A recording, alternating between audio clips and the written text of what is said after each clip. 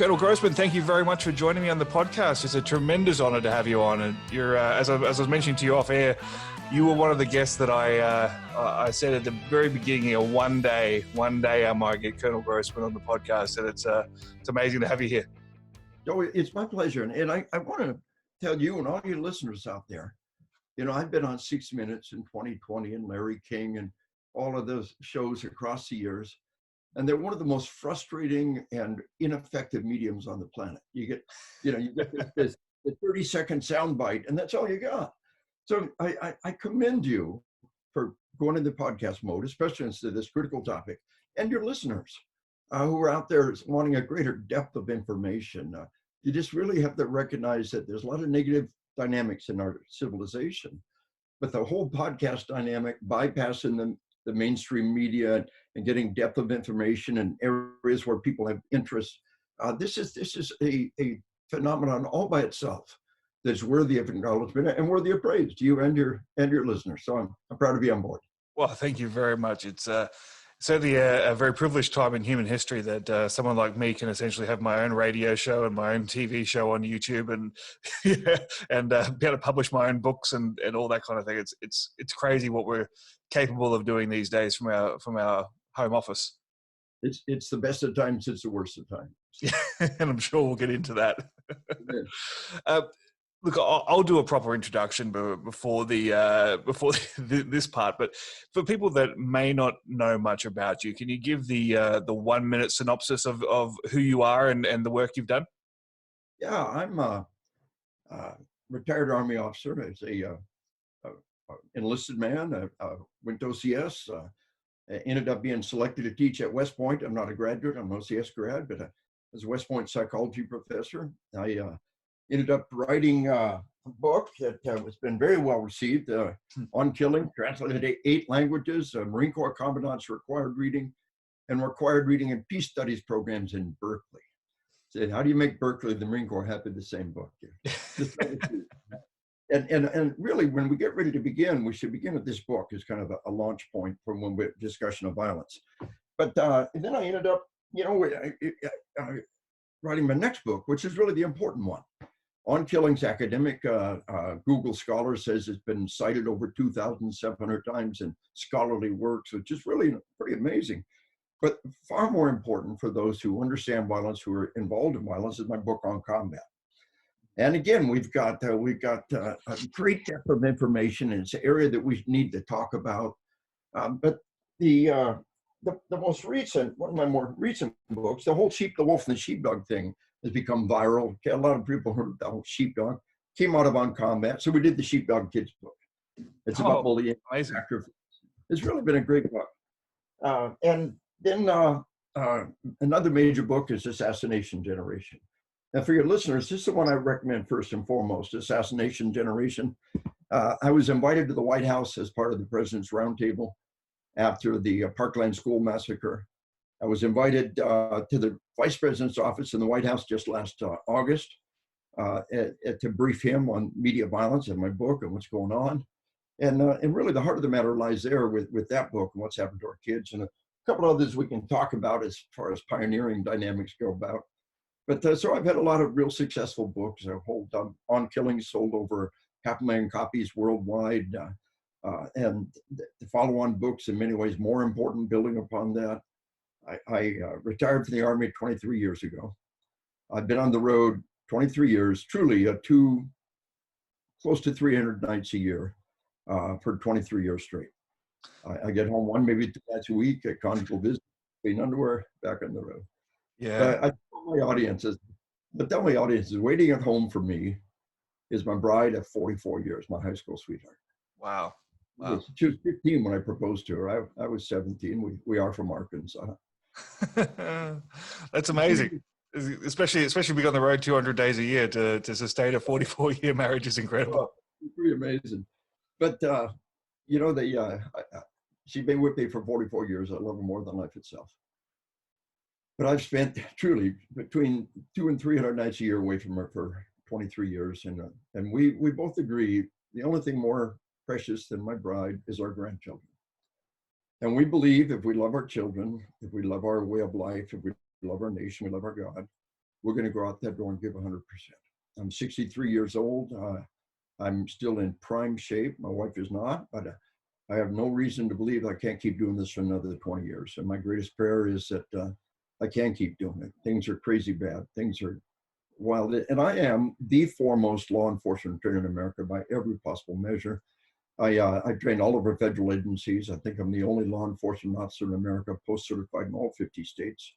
All of our tier 1 spec ops, all of our military, and then a lot of civilian work that we're doing. We did the Sheepdog House of Worship security team training. Before, 9 people murdered in a church in Charleston. Before, 26 people murdered in a church in Texas. We've been teaching House of Worship safety, and every year without fail, more people are murdered in houses of worship in America than schools. And the school body count is pretty scary. Mm. So across the whole board, we're just trying to gather all these sheepdogs, academic, military, law enforcement. I've presented over 100 universities and colleges. And there's some information there that I think is absolutely essential, understanding violence that I've built and developed over this period of time. And I think the heart of the matter, the first one to understand, as I said, out of my book on killing, people point to some horrible crime. It's, that proves we're all killers. No, that's an outlier. That's literally 1 in a million. I tell them, you explain to me that 99.9% of our citizens will go a lifetime, never kill anybody or even seriously attempt to. Explain that. Divorce, infidelity, layoff, traffic accidents, in a lifetime of provocation. Less than 1 in 1,000 citizens will even seriously attempt to take a human life. Explain that. Inside most healthy members of our species, there's a pretty hardwired resistance against killing their own kind. Sociopaths don't have the resistance. Healthy people have to be trained to kill. We found it in World War II, and this is all on killing. In World War II, most of our soldiers wouldn't pull the trigger.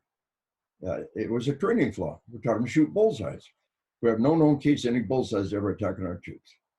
Have you been in military and law enforcement since the Korean War? I guarantee you never once shot a bullseye. Man-shaped silhouette pops in field of view, hit the target, target drops, stimulus, response, like a pilot in a flight simulator, like a kid in a fire drill. Modern training makes killing a conditioned response. You know, by the way, the video games do the exact same thing to our kids. So that's On Killing in a nutshell. You don't really need to get the book. That's it. On Combat. On Combat is far more important, and On Combat digs us into greater depths of critical information. I'm sorry. There. My little water bottle got lost over there. So the next is On Combat. And, you know, I wrote On Killing. I was a young paratrooper, enlisted man, sergeant, 82nd Airborne Division, starting in 1974. And we had Vietnam vets all around us. And we tried to get them to talk to us about combat. What's combat going to be like? And it's like this taboo topic. And so I, dial forward a decade. I'm a young infantry officer getting my graduate degree en route to teaching at West Point. And now I'd ask people questions and they tell me. And it's like this, if a friend comes up and asks you about your sex life, that's none of your business. But if Master Johnson and some kind of a scholarly approach come to you, well, it's a good chance you'll talk to them. Mm-hmm. And that's what happened. But what I thought with my first book was it's all about the act of killing. Then I realized it's all the other stuff. And one of the most amazing discoveries about participating in violence is the sensory distortions that happen. A violent endeavor, the things that happen to your mind and body, meet every definition of a psychotic episode. At least 80% have auditory exclusion. Every hunter will tell you don't hear the shots when you pull the trigger. We've had 500 years of gunpowder combat, and we're just now letting people know, oh, by the way, when you actually pull the trigger in a life and death event, the shots will be very muted. Tunnel vision. Time distortion, slow motion time, memory gaps, memory distortions. Most people walk away from a gunfight or life and death event, and it meets every definition of a psychotic episode. It's a complete sensory distortion, like being on some hallucinogenic drug or some other altered state of consciousness. And people don't know that. And they need to know. And how could we have had 500 years of gunpowder combat and not done the fundamental thing about letting people know here's what will probably happen? And so my book on combat is really the more important one for those who want to understand the core of the matter. And it works a lot with PTSD and runs from there. While we talk about PTSD, it's kind of interesting to note. You've heard that 22 veterans a day take their life. Yes. And most people heard that number. But what people don't know is the word veteran is totally different than combat veteran. Yes. The word veteran means anybody who served in the armed forces. In the 40s and 50s, the 60s, they drafted everybody. Those 22 veterans a day taking their life, most of them are 60, 70, 80-year-old men. Right. Across our whole society. So we need to talk a little bit more later on about PTSD and how the body responds and how critically important it is to be forewarned and forearmed about these things. So before you go to that life and death event, read on combat. And then the heat of battle, when you get tunnel vision, when you get slow motion time, you say, whoa, Grossman said that was going to happen. And that's literally what's happened across 19 years of war and 23 years of training military and law enforcement, with the emails that come in daily and say, just like you said, this is what happened, boom, boom, boom. And the Canadian military in Afghanistan, the last time the Canadians were in a shooting war was Korea. So they worked really hard at sending the 1st Regiment out to Afghanistan with the best preparation possible. And they tried everything, including having me come and brief them. Then they brought them back and said, okay, what worked? They said, Grossman. Grossman told us what was going to happen. He told us what to do about it. And every regiment, cycling back and forth, every Canadian regiment went through the same thing. All right, what was good? What did you need? Grossman. He told us what was going to happen. He told us what to do about it, the breathing exercise and everything else that goes with it. And so we've really hit a totally new realm for those who go into life and death events of being informed for the first time in human history. I call this the warrior renaissance. It's a renaissance. It's an explosion of knowledge. But where it really has application is turning all these things we learned on the battlefield into a domestic violence. And I know that's kind of where you were hoping to move early on. Absolutely, yeah.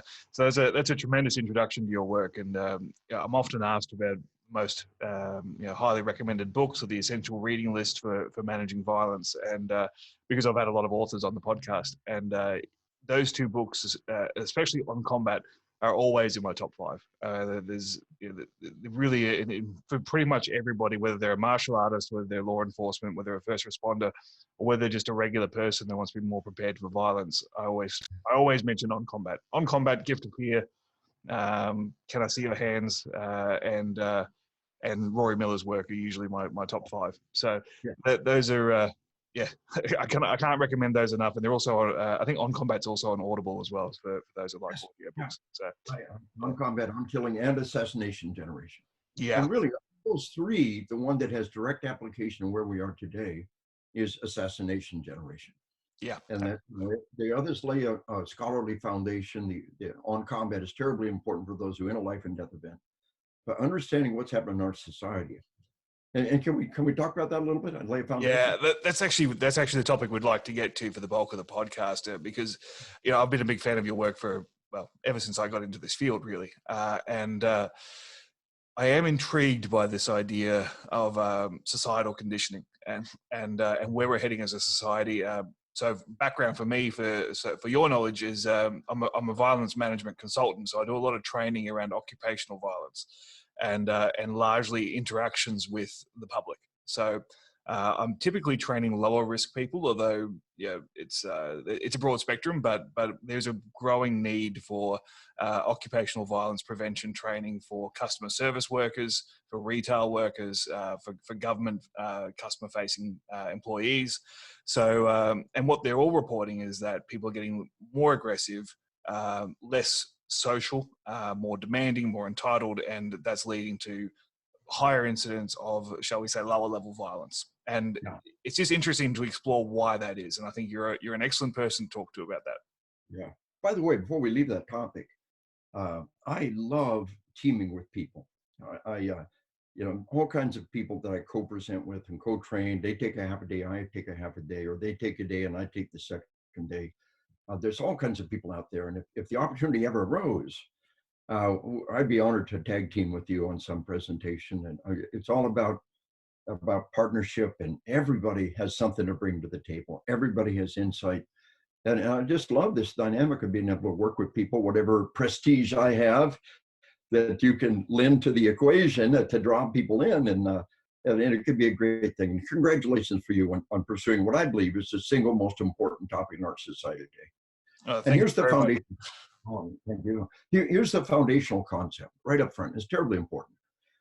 The murder rate is what everybody uses to measure the problem. And it completely misrepresents the situation because medical technology is saving ever more lives. Now, this is critical. We had we got one key data point. A UMass Harvard study came out around 2000, told us if we had 1970s level medical technology, the murder rate would be 3 to 4 times what it is.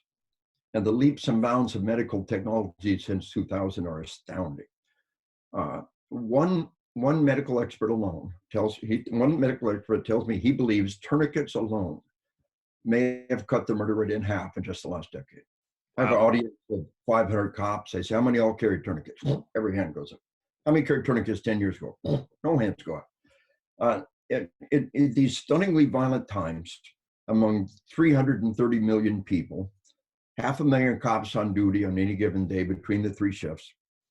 If just 30 cops a day slap on a tourniquet and save a life, we cut the murder rate in half.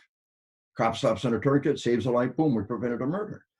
So we need, I briefed the vice president on this in August, and we have inflation adjusted dollars. And we say, but he made 30 cents an hour, but today's money, that would be like $20 an hour. We're lying if we don't do that. And we talked in terms of inflation adjusted dollars. We need medically adjusted murders, and it will absolutely rock our world when we truly begin to look at it. And that's just one of the greatest contributions I could possibly make, is let's start talking in terms of medically adjusted murders. Just like we allow for inflation with money, we're lying, we deceive ourselves. So with that said, one of the slides I use in my classes that really touches a lot of lives is the number of people murdered in America. And we've got in 2006, 17,000 Americans murdered. 2008, 16,000 Americans murdered. 2009, 15,000. 2010, 14,000. The number of people murdered year after year is coming down, and that's medical technology doing its job. But then in 2015, 2016, and staying up there in 2017, the murder rate has exploded like nothing we have seen in the history of our nation. And I briefed the American Sheriff's Association. I had 400 sheriffs in my audience. I said, Sheriff, how many all out here knew this? Not one. How could this explosion happen and not be in the news? But here's the one place I heard somebody talking about it. A guy said the murder rate is up, but it's still below historical highs. So here's that you track that line right there, and there's that blip I was telling you about in recent years. But if we've got the one good data point in the year 2000, call it 3.5 times higher, if we allow for that, the line actually looks like this. Violence is vastly worse than it has ever been in human history, and it is worldwide. Another slide that I do, I tell people, go to Wikipedia, look up homicide rates worldwide. Click on rate, click again to get the worst ones on top. And the 10 most violent nations on the planet: El Salvador, Honduras, Venezuela, Virgin Islands, Jamaica.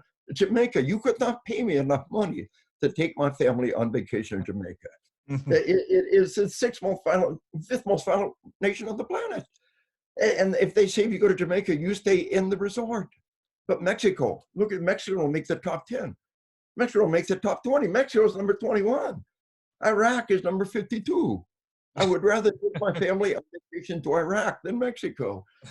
And this is new. This is the thing to understand. A lot of us remember a time when we popped across the border in Juarez and Tijuana, had a nice meal, did a little shopping. Ain't nobody popping over the border for meal and shopping no more. All of Latin America is a howling war zone. And there's a dozen nations so much worse than Mexico that they're fleeing to Mexico. And so we don't understand how bad it is. And there's people who talk about guns and they say, well, compared to other developing nations, how do you define developing? Or if they got more crime than us, they're not developed, and we take them out of the equation. And so, the US is number 82 on a list of 230 nations, but they eliminate all the ones below the US, and then they compare to these others and completely misrepresent the situation. And another part of the equation is the Interpol data. I'm the first one to really report this Interpol data. And Norway, Australia, New Zealand, from 77 to 2003, violent crime is up 5-fold. France, 4-fold. Netherlands, Scotland, Sweden, tripled. The 7 other European nations doubled. This is the rate in which people are trying to kill each other off, which is a better measure. It's too easy to fudge the figures. Where do you draw the line between aggravated assault and simple assault? It's too easy to fudge the figures, and comparing between nations breaks down, but comparing the rate of increase within nations is valuable. So I asked my audiences, why is my data stop in 2003?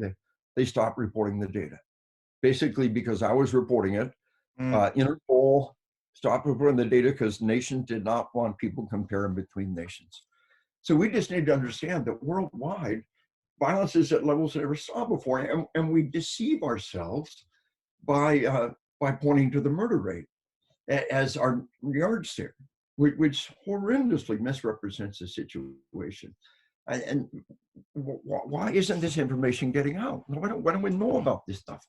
And the bottom line is that to a very large degree, all of our media has blood on their hands. The new factor worldwide is violent television, movies, and especially video games inflicted upon children. We got the brain scan data coming in from around the planet. We got the brain scan data. Here's your kid's brain. Here's your kid's brain on video games. Into discussion. When violent visual imagery is inflicted upon children, their body treats it like it's real. Nobody should be talking free speech. Nobody should be talking book banning. Nobody should be telling adults what they can or cannot do. But violent visual imagery inflicted upon children is child abuse. Their body treats it like it's real. They go into fight or flight mode. And many of these kids stay in that energized fight or flight mode. And when the fight or flight hormones flood through your brain, what you see is catastrophic shutdown of left brain processing. When you're desperately fighting for your life, when you're in a life and death struggle, what happens next week isn't even on your radar screen. And so you tell the kid, don't you understand? If you don't do your homework, you're going to fail. No, you don't understand. Anything beyond surviving right now is not on his radar screen. You tell the kid, if you take a gun to school, your life is irredeemably over. There is no reset button. Look at the future. He doesn't have a future. He's not able to perceive that. So let's kind of back off a minute and talk about another huge dynamic, which is this worldwide epidemic of sleep deprivation, which impacts every aspect of our lives. It's actually really interesting that you bring that up, because that was one of the questions that came up from the audience is sleep debt and how that applies to violence and absolutely conduct. Yeah. And here's what we know. A couple of key things, and this is a critical dynamic. The whole sleep is a critical piece of the puzzle. Our body is incompetent at making us get enough sleep. It's a biological blind spot. Our bodies are good at getting the right amount of food, air, and water. How much extra food would a kid have to eat to put on 1 extra pound a month? If a kid puts on 1 extra pound a month, by the time he's 10, he's 120 pounds overweight. Our bodies, and you think about it, are pretty amazing. As we get older, it gets harder getting air, food, and water, but sleep always happened naturally. It got dark. There was nothing to do. And yet so much sex and so much talking. We didn't have to make ourselves sleep. It happened naturally. And then we got the light bulb and the television and the video game and social media and text messaging. And all of a sudden, there's all these things that are constantly crying out to us. And our bodies don't know how to make us get enough sleep. So a worldwide epidemic of suicide, teen suicide, teenagers, call them teenagers, 10, 11, 12, teenage girls' suicide rate in America per capita has tripled in just the last decade. And the thing to understand is this: 18 hours without sleep and your impaired judgment equal to 0.08 legally drunk. 24 hours without sleep, your impaired judgment equal to 0.10 above legally drunk. After 2 nights without sleep, you are psychotic. Any graduate of Army Ranger School tell about hallucinations on the third day without sleep. Yep. And we're in the middle of it. I tell all my audiences, people who text you in the middle of the night without a darn good reason are not your friends. Friends respect each other's sleep. You tell them, I will knock your ass right now if you don't stop doing that. The single most important part of every day is nutrition and sleep. Those are the two that are essential to our well-being, along with air and water. But so it's a biological blind spot. And then the video games and the social media are a social blind spot. If you stagger in the house drunk 3 o'clock every night, you know darn well you got a problem. If you stagger and work sleep deprived because you played video games till 3 o'clock every night, you have a problem. And it's a social blind spot. Nobody ever told you that. But the games, I tell old timers, all you old timers, remember Tetris? Yeah, think Tetris on steroids with crack. And every generation of games becomes more immersive and more powerful, and they're designed to put us in a flow state. We're incapable of keeping track of time. We've all been there. Suddenly it's 3 o'clock in the morning, got no idea where the last 6 hours went. And research tells us 15% of all divorces in America, video games are the cause. Google video game divorce, comes right up. So this worldwide, taking your life is not a natural act. Every living creature will fight to the last breath to defend their life. To take your life, you have to have profoundly impaired judgment. Alcohol and suicide have always been related. When the communists were running Russia, Russia had one of the Soviet Union had one of the most horrendous suicide rates on the planet. And they led the world in bringing suicide down by strictly rationing alcohol. Well, the Soviet Union collapses, free enterprise in Russia, alcohol for everybody. Russia had this incredible suicide rate. So in the last couple of years, Russia's led the world in bringing suicide down. Russia is one of the very few nations that actually has a reduction in suicide rate. Why? Because they strictly ration alcohol.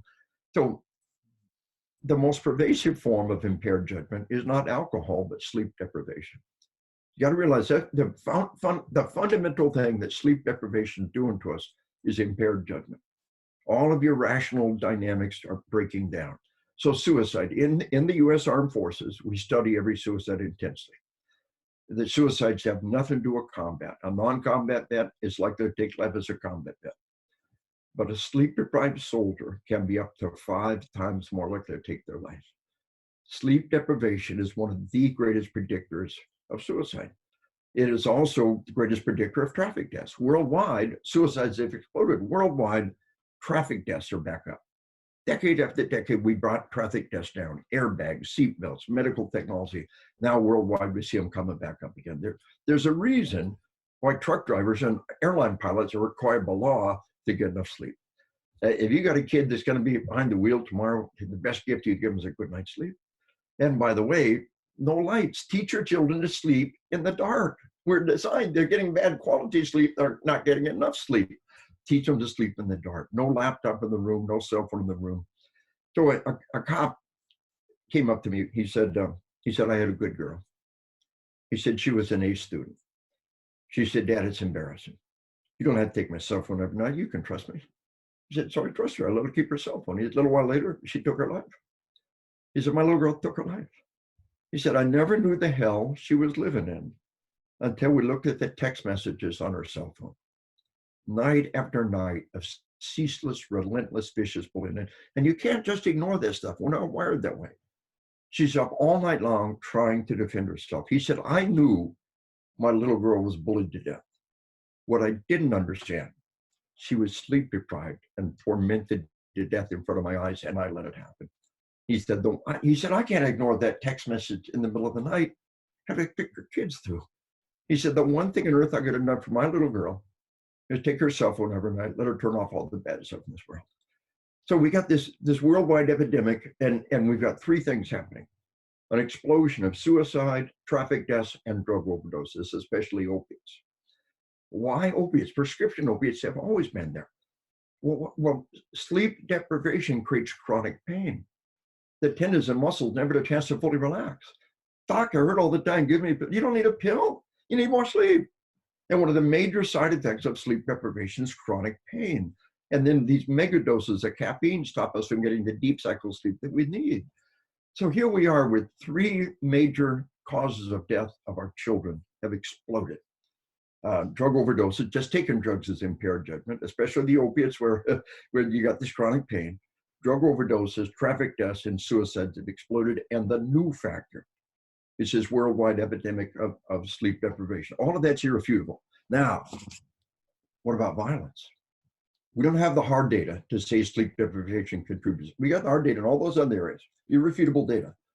We don't have that hard research that tells us sleep deprivation is a component in violence, but every bit of the data, every bit of common sense, every bit of scientific application should convince us, without a doubt, that sleep deprivation is a key factor. The impaired judgment, the irrational thought, sleep deprivation is a new equation, a new factor in the equation that worldwide we're insane. We are a civilization slowly going mad. And I'll give you one example. You'll like this. I get credit for this. I'm the first one to ever point and say the emperor has no clothes. The necktie. You know, the necktie has been in fashion for over 100 years. Fashions come and go. The necktie stays in fashion. Now, it starts down at your crotch. It comes up to here. It's got a big knob on the end. It's a dick. It's a phallus. It's not just a phallic symbol. It's a phallus. And 100 years from now, they'll look back and say, they're all wearing dicks. Couldn't they see it? They got a big red dick. It comes up here. Couldn't they see it? No, they can't see it. They're mad. They're insane. And look, you know, women wear anything men wear except a tie. See, we get this little monkey brain inside. And you walk to the door with your power tie and your suit on, and you don't have the monkey brain goes, ooh, and it works. The reason why the tie has hung around all these years, fashions come and go, the necktie, is it works. And I tell my cops, you show up to the front door with your, with your power suit and your tie, and the monkey brain goes, ooh, but you put a dick on a female, and the monkey brain goes, huh? So the females almost never wear ties. If they do, it's like their waitresses, some deeming, some humiliating dynamic. And you look at this, say, Grossman, you're crazy. But you'll never look at a necktie the same way. You never look at some.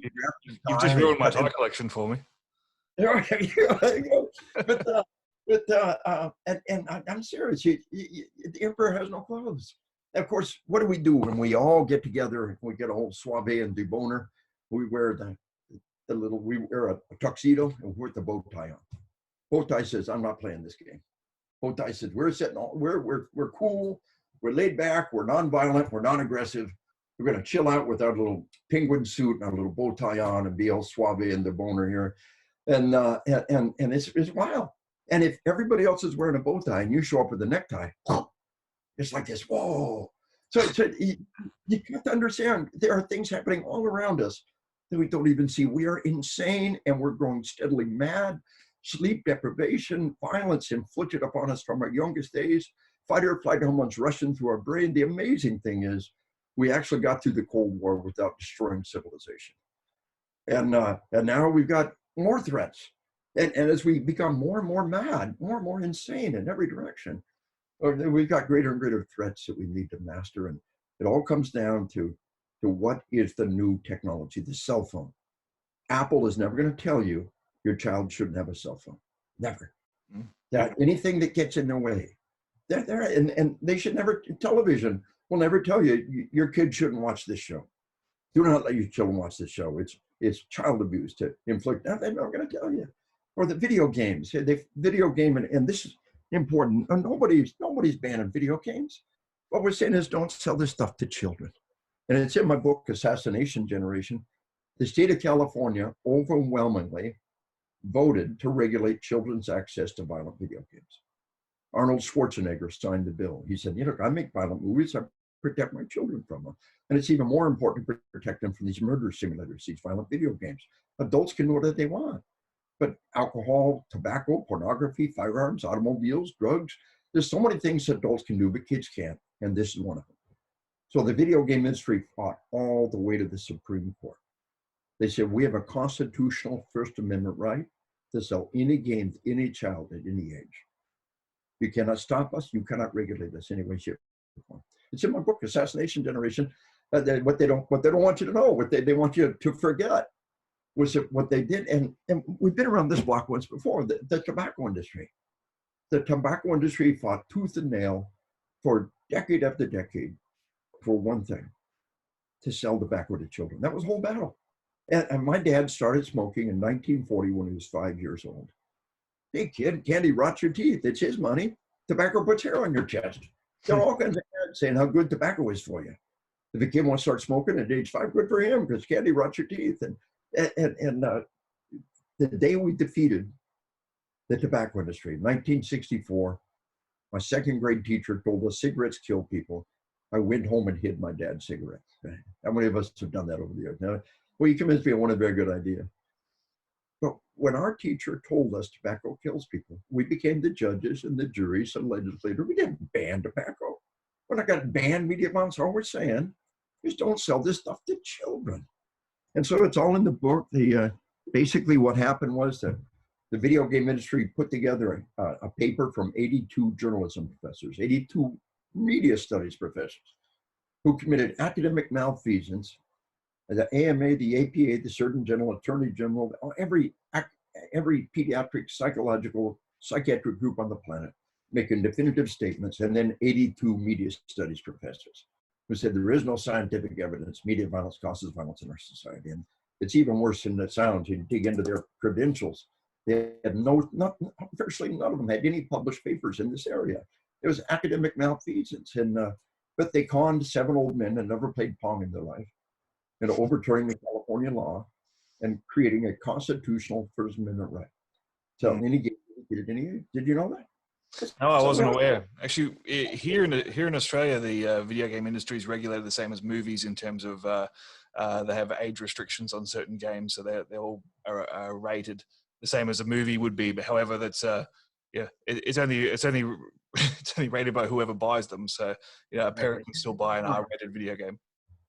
They buy it online. It's not enforced. The dissenting opinion in that decision were really interesting. Justice Clarence Thomas, probably our most conservative justice, dissented. And he said, virtually, said, have you lost your minds? He said, never in a million years did the founding fathers say the First Amendment applies to children, especially not selling things to children, especially not selling garbage like this to children. Justice Stephen Breyer, probably our most conservative justice dissenter. I tell people, I think this may be the only time Clarence Thomas and Stephen Breyer dissented on the same side. And Justice Breyer said, have you even seen the research? He said, I'm not a medical expert, I don't know who is. And here's this, and page after page of medical statements and 82 journalism professors don't make the cut. He said they use these things to train military and law enforcement and then sell it to kids and claim they're harmless. Then he said, have you even seen the brain scan studies? How can you ignore the brain scan studies? So it's interesting to know where we're at in history and know the battle that we're fighting.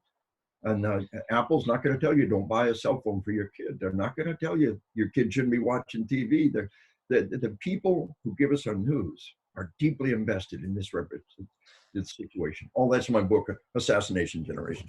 Absolutely. And you mentioned the news, which is it was a nice segue, because I'd like to talk to you about the concept of othering and enabling us to, as you said, you human beings have a reticence to kill each other, but if we can other the other party, then that becomes a lot easier. And I wonder how that connects in your mind with the 24-hour news cycle and very different interpretations of news and current events, and the active. I guess it's the same in every country, but we see it a lot more pronounced in the United States. I think it's probably a more mature problem in the United States, where we really have divided the country and the global population into tribes, the left versus right, or race versus race, or this belief versus another belief, or religion versus religion, and the effect that has on our willingness to cause violence towards each other. Yeah, the idea of a free press who are unbiased and trying to just report the news is largely completely broken down. And that's a tragic thing. The opinion of the media is the lowest it's ever been. And that represents a terrible, terrible dynamic in our civilization. Uh, so this whole idea that, we got Fox on one side, everybody else on the other side, and nobody is really trying to walk that middle road. They all have a constituency, so this dynamic of echo chambers. You go online, you find people that agree with you. You turn to the news that agrees with you, and so this dynamic where people can't even understand somebody else. And I'll tell you a couple other times where we've seen this happening is the French Revolution, in which if you're counter-revolutionary, you were killed. You didn't deserve to live and vice versa. It was both sides. It was life and death. And when the revolution took control, they wore out the guillotine, and the people who were putting people on the guillotine all ended up in the guillotine. Mr. Guillotine himself ended up under the guillotine. Well, then the Soviet Union, right? Soviet Russia. And again, being counter-revolutionary meant you were killed. You were put in the gulag by the millions. When we get this dynamic, when somebody says that somebody else's belief, they're no longer worthy of being, regardless, that's all right. We say, if you believe this, then you shouldn't be able to vote. We got Trump, roughly half of the population supports him. And we got Zuckerberg in Facebook saying you can't be inclusive and kick out half the population. That's not inclusive. But the same thing goes the other way around as well. And we got people trying to find that middle road and trying to be inclusive, but just for monetary purposes, to be able to sell to both sides of the house. There is a breakdown. Now, we saw this in the 1800s when newspapers were straightforward, politically based. And there was usually a left and a right newspaper in every town. And we're kind of coming back to that. I think one of the possible manifestations of this is going to be civil war. We saw the Civil War. We saw the buildup to the Civil War. The fact that if you believe this, I'm gonna fight you and kill you, and if you believe this, I have to fight you and kill you. We saw that division in the Civil War, and we're moving that direction. Things are coming to include violence at levels, and the scary part is people don't even know how bad it is. They think everything's hunky-dory. They look at the murder rate and everything's, no, it's not. Even when the murder rate's gone 3 years straight exploding, they don't even know about it. We're a very wealthy nation. When things go wrong, we throw money at it. If the public even began to understand how bad violence really is, we would be deeply invested in dealing with it. And that comes back to my teacher telling cigarettes kill people. And again, it's in my book, Assassination Generation. Stanford Med School controlled double-blind medical research. We turn off TV, movie, and video games in an entire school. We detox for 10 days. Fight or flight hormones flush out of the brain in about 2 days. And we see an entire K-12 school district turn off TV, movie, and video games for 10 days, cut violence in half, cut bullying in half, raise test scores double digits. And the National Institutes of Health say it's the single most effective juvenile obesity reduction program ever demonstrated. You don't reduce obesity in 10 days. It's the long-term behavior change afterwards. Yeah, they said, look at what you did these 10 years. 10 days, what did you like? Kids' lives come alive. Turn off TV, movie, and video games. Suddenly they're outside. Kids don't know how to play hide and seek. They don't know how to play kick the can. They don't know how to play these games. So the teachers are teaching the games in PE, and they build up this 10-day detox, and the children just rejoice in it. And the last step, the last lesson is, okay, look at all the things you enjoyed, and let's put ourselves on a TV budget or a TV diet. And we reduce obesity, we cut violence in half, we cut bullying in half, simply detoxing kids for 10 days. It's all in the book, Assassination Generation. I believe there really is light at the end of the tunnel. Maybe not our civilization, but some future civilization will say they're all insane. They're wearing dicks. They gave their children this horrendous violent stuff, and they just pumped this garbage into their children's minds. And then they gave their children cell phones, and they're up all night text messaging, and they have no filter. They tribalize themselves into two different groups. They're insane. And to some future generation, maybe in my lifetime, because that's my goal, is to live long enough to see us really leash in this industry. Mm. this media violence industry, who refuse to censor any information that will point the finger back at them. It's my prayer to hang around long enough to see that victory in the end, but it may take, we may come apart, our civilization may come unglued, and we'll build something up from the foundations. But these are desperate times. Yeah, absolutely. I think probably, as you mentioned, the echo chamber is so pronounced. I mean, I can only speak for my personal experience here in Australia, but people are so unaware of their surroundings, of what's actually happening around them, because they're constantly embedded in a media cycle, whether it's social media, whether it's broadcast media, and therefore their perception of truth is really dependent upon what they subscribe to and what they choose to watch. So they don't really take in dissenting information, whether it be from from the media source, because if they don't like listen to this podcast, they just don't subscribe to it. They'll listen to a different podcast. If they don't like watching a certain news channel, they'll watch a different news channel they do agree with. If they don't like the conversation in a Facebook group, they'll choose a different Facebook group. So they'll always find what they agree with. Here's where we have cause for hope. Is I agree with everything you said, except maybe the podcasts, because so many of the podcasts are trying to find a deeper answer. They're not looking for a 30-second soundbite. They're looking for an in-depth understanding.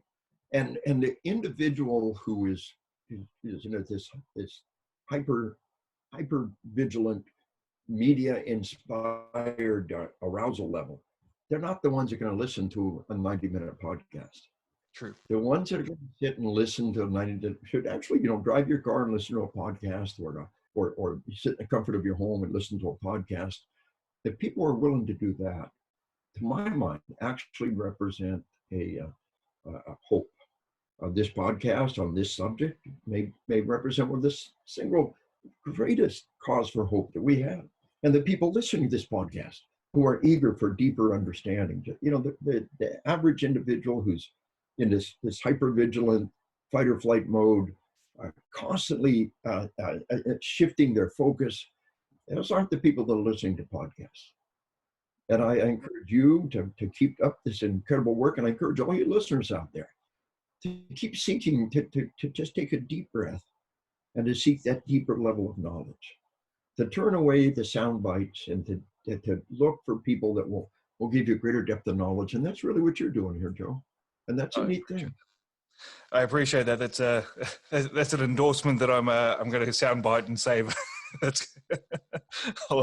I'll take that one with pride. What we might do is just move into some questions that have come in from the listener group. So one that came in was regarding securing houses of worship, and it's obviously a topic that's close to your heart. It's something that you've spent a lot of time doing and spent a lot of time on the road with.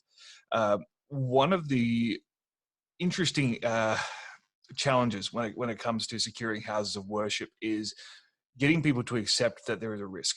And I find especially the faith-based communities tend to be quite head in the sand about the risk, and especially if they're in a community that hasn't been affected previously, or at least they're not aware of the impact it's had elsewhere. And the question actually comes from Australia, and here we haven't had the mass church shootings. We've had some minimal violence. We've had a couple of domestic violence issues that have bled over into the church surroundings. We've had some anti-Semitism that hasn't resulted in casualties, but it's been relatively low scale. However, some people can see it coming. It'll happen eventually, and we're trying to get people prepared. So I guess the question is really about how do you go about having those conversations with people that are naive to the problem? Yeah, my most recent book came out in January of last year. It's just been out very year. It's a Bulletproof Marriage, 90-day devotional. And it's for sheepdog and spouse, any sheepdog, anybody who knows there's a threat, and they're just trying to use their lives to make the world a better place. You're a sheepdog. The world is full of sheepdogs. You don't have to be a first responder or military to be a sheepdog. And it's been out just barely a year, and we've already got over 70 5-star reviews on Amazon. It's a great book. My next book, coming out in May, hopefully the printing is actually happening in China. So it's being printed in China and then shipped back over here. Who knows what's going to happen? But hopefully coming out in May is my book on spiritual combat. And I talk about houses of worship, and people say, well, don't you think God will protect you? Mm. Won't God protect you from fire? What do you need that fire exit sign for? Throw that fire exit sign, throw away the fire extinguisher. God will protect you. No, it don't work that way. That's not how it works for fire. And that's not how it works for violence. God gave you the brains and tools to protect yourself from fire. Half the cost of most modern building goes into fire code. And if you don't use those things and people die of fire, don't blame God. And God gave you the brains and tools to protect yourself from violence. There's a continuum of possible steps that you can use that we teach. Beginning with keeping the doors locked, laminate film, any glass on the door, beside the door, eyes on everybody. If you live in if you're in a black church in Charleston and a white kid with heavy clothing comes in and sits in the back, maybe a big guy should be sitting right behind him and a big guy should be sitting beside him, just ready to put his arms, and we teach pray with the head up your eyes open. That killer in Charleston, they said he caught us with our eyes closed, our head bowed. And we tell people there's no great biblical statement you have to have your head bowed. And there's a lot of things that claim otherwise. But I show a painting of George Washington in prayer. I say here's a genuine photograph of George Washington. Okay, maybe it's not a photograph, but it's a 100-year-old painting. And never in a million years did I think George Washington had his head closed, his eyes shut to pray. And so, somebody with their head up and their eyes open. Every kid prays that divorced parents will get back together. So the divorced father sits behind his family at church. Maybe good things are going to happen, but maybe not. And there should be a big guy sitting behind him, ready to just jump up and pin his arms to his side and take him out there. And it's all about it. It doesn't have to be guns, although that's a continuum. I think we're headed to. I think you don't win by taking away rights. You win by giving people more rights. I think the only truly successful counterterrorism, counter-violence model in the world is really Israel, having been faced with this threat at enormous levels, and sometimes called the swarm tactic, like a swarm of angry bees. Everybody is a stinger, everybody charges at the sound of the guns. But we're not saying you need armed security in your church, but it's part of that continuum of possible responses. And just begin with keeping all the doors shut but one. Have eyes on everybody that comes in the door. Greet everybody, shake their hand, give them the Baptist sign, pat them down for weapons. The comparison with fire really gets people. Fire exit and fire sprinklers and fire alarms. Won't God protect you from fire? Yeah, you will, because He gave you the brains. If you don't use those things, don't blame God. And I think people can wrap their mind around that. Just like we prepare for fire, just like half the cost of a modern building might go into fire code. We spend a little resources preparing for the possibility of violence. Absolutely. So I also work in church security consulting, and it's a conversation I have quite frequently. Is, well, if God will protect you, I gather you don't have insurance, right? There'd be no point paying for insurance if God's going to protect you, right? And that fire sign or that fire sprinkler, Exactly. turn it off. Exactly. I actually love the fire analogy for violence, and I think I probably first heard it in your work, because it's something that, as I mentioned before, working in occupational violence prevention, at the moment it's not regulated in terms of what measures need to be in place to protect staff from violence. And I say at the moment what we've got is a situation where everyone can determine their own risk and put their own measures in place, and a lot of the time that's predicated by budget and willingness and appetite. And at the moment, it's like a business being able to decide, well, we can only afford one fire extinguisher, or we're going to, we'll put a fire blanket in this room, but we're going to put the extinguisher in a different room, and we're only going to put in 3 exit signs this year, and next year we'll look at whether we can afford to do more exit signs. It's ridiculous. We'd never do that, but that's how it is at the moment. Yeah. And I'll tell you what's coming next. I told the vice president this. He really didn't want to hear it. But, we're in a race to the bottom. What's left to hit the news? Australia hasn't seen any of these. Finland's had 3 juvenile mass murder in the school. Mexico just had their second one. Germany had the all-time record juvenile mass murder. Been in Germany, 2009, 15 dead. A crime identical to Parkland, 19 dead by 17 dead at the hands of a 19-year-old killer at Parkland, Erfurt, Germany. Identical crime, same number of body count, but the same type of perpetrator. So the fact that there's been no major school massacre in Australia, Russia's had one. In China, we're seeing knives and swords and hammers in daycares. Belgium had a daycare massacre. So I pray that I'm wrong. But the next step, I said for years, we're going to see elementary massacres. We had Dunblane, Scotland, and I teach what I call the idea of a precursor crimes. The crimes happen anywhere in the world. It's going to happen in America pretty soon. We had Dunblane, Scotland, a kindergarten class massacred, and then we had the tragedy in Sandy Hook Elementary School in Newtown, Connecticut, 26 dead. And it's just the beginning. What's going to be next is daycare massacres. Belgium had a daycare massacre. China's had repeated daycare massacres. We're going to see school bus massacres. Just this last spring in Italy, an immigrant bus driver, a busload of 51 children, soaked it with gas and said, "You're all going to die." And I trained Fire Department New York. Last fall, I trained FDNY. I throw up a picture of this school bus that burnt out. How many of y'all heard about this? Nobody. Freaking FDNY did it. Google it. Google Italian school bus hijack. Boom, it'll come right up. Say, why wasn't that in the news? And the Italians were brilliant. A kid called on the cell phone. He says he soaked it with gas. He soaked the bus with gas. Says we're all going to die. They had the Italians, best I can know, they had a roadblock and fire trucks everywhere. And Italians were busting windows and not a single kid died. Many of them burned, many of them badly burned. Not a single kid died. I want to tell them, if that was an American school bus, the windows would be too high. You got to park your vehicle next to it, get on the roof, break the windows, and yank kids out of those windows. But school bus massacre, daycare massacres, and any time now, someone's going to plow through those kids in front of the school 100 miles an hour. Vehicles and weapons of mass murder. Don't wait for your kids to die. Move those kids now. If you're going to plow through those kids, or if some mom shaking off her Ambien hits the gas instead of the brake and plows through the kids, what's the worst case scenario? Well, block that scenario now. Yep. Move the kids, put out the bollards. Do we have to wait till that daycare massacre? Do we have to wait till the school bus massacre, before we start taking action on these kind of things? So it's coming like a freight train. I pray that I'm wrong, but very, very desperate times upon us. And our world desperately needs our sheepdogs, and we need something more than a soundbite answer. And that comes back to you. That comes with full cycle of what you and your listeners today are achieving by getting that deeper level of knowledge about this fundamental threat to our civilization.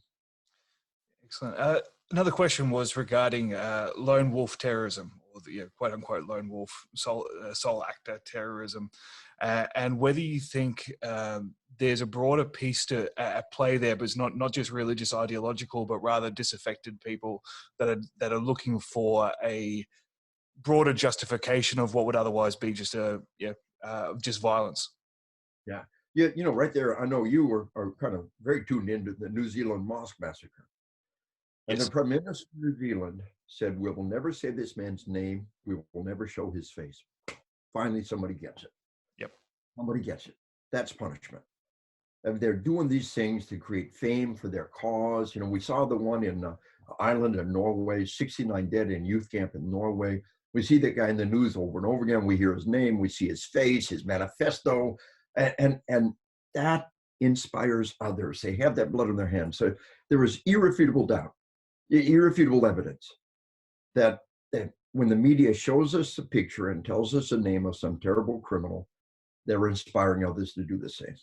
Here's the big lie. Think about the big lie. The commercials are worth billions of dollars because they influence our behavior. But all of the other stuff in between the commercials, turning these killers into celebrities, feeding this violent garbage to our children, decade after decade, they accept no response. I mean, either what's in that television influences us, in which case the commercial is worth money, or it doesn't influence us, in which case it should be getting money for those commercials. But this dynamic of refusing to accept responsibility for turning the killers into celebrities. So we saw, without a doubt, we saw that, kind of a little theme. We saw that Norway massacre. We saw the New Zealand massacre. Now it's lone wolf, but also very much copycat. And I think the Prime Minister of New Zealand put her finger right on the solution strategy to get the dirtbag in the media to accept some semblance of responsibility and to stop turning these killers into celebrities. And that's the whole lone wolf dynamic. That's part of the equation. Absolutely. They're being generated in other ways and other dynamics, but that's one key piece of the equation we can do something about right now. We've already seen one great example of New Zealand, and it should become the international standard. But the media refuses to accept that in our nation. They won't for a second accept that. Yeah. And they need to do that. Interesting. I'm not sure how much reading you've done on the 1996 massacre here in Australia in Port Arthur, Tasmania. But one of the things that I found interesting as I was researching that case was that the killer was the thing he was most interested in is how many people he'd killed, and it was like he was looking for a high score, and because of that, they never told him. They never told him the statistic. They never wanted to give him the satisfaction of knowing that he was the biggest killer in Australian history. And it took 20 years before they actually did a documentary on it. And there was even controversy when on the 20-year anniversary they aired a documentary about the massacre, because it had sort of been the same sort of a strategy had been agreed upon, that we're not going to publicize this. But 20 years later, there was a documentary about it, mostly focused on the victims, and even then there was a little bit of pushback amongst the public. Well, again, there's some pretty neat things happening in Australia, New Zealand. Canada is against the law to put the name and the image of juvenile offender in the media. Another dynamic on the whole thing comes back, though, to the whole gun issue. We want to blame it on the gun. High capacity, semi-automatic military weapons. And I show my audience a M1 carbine. M1 carbine, hundreds of thousands of them manufactured in World War II. They were junk. 30-round magazine, semi-automatic military weapon, M1 carbine. They were junk. You could buy them for $10 a pop. Many of them were just melted down for scrap. And the guns didn't change.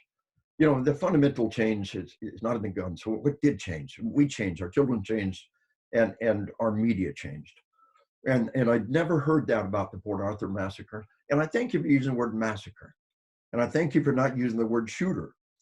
But part of our whole dysfunction, we won't even use the word. We talk about shooting. Shootings have the range every day. I tell everybody, active shooter response, we'd be real busy during deer season.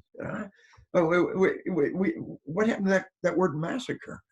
And we gotta stop blaming it on the object, shooting, and the shooter, and blame it on the actual massacre, the mass murder.